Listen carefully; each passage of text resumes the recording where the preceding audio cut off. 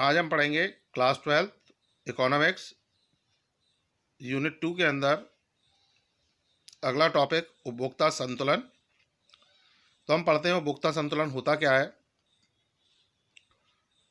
तो उपभोक्ता संतुलन से तात्पर्य इस बात की जानकारी प्राप्त करना है कि उपभोक्ता अपनी आय को किस प्रकार व्यय करके अधिकतम संतुष्टि प्राप्त करता है। इस प्रकार एक उपभोक्ता संतुलन की स्थिति में उस समय होता है जबकि वह अपनी सीमित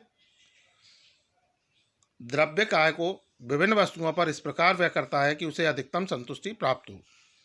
यानी जो उपभोक्ता संतुलन है वो हमें इस बात की जानकारी देता है या उससे हमें इस बात की जानकारी पता कर सकते हैं कि जो कंज्यूमर है वो अपनी आय को किस प्रकार व्यय करके अधिकतम संतुष्टि प्राप्त करता है।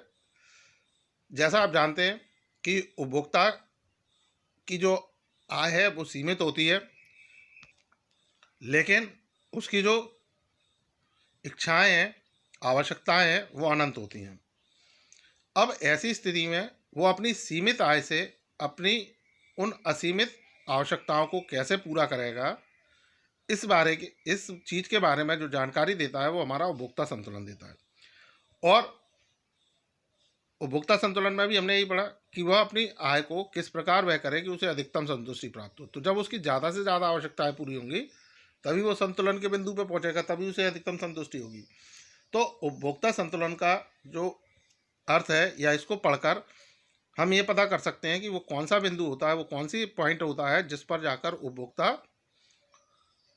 संतुलन की स्थिति उत्पन्न होती है। तो इसमें इन्होंने यही बताया कि एक उपभोक्ता संतुलन की स्थिति में उस समय होता है, यानी उपभोक्ता संतुलित जब होगा, उपभोक्ता संतुलन की स्थिति में जब होगा जब वह अपनी द्रव्य की आय से, यानी उसको जो मुद्रा के रूप में जो आय प्राप्त हो रही है उससे वह इस प्रकार खर्च करे, इस प्रकार व्यय करे कि उसके जो अंतिम मुद्रा की इकाई से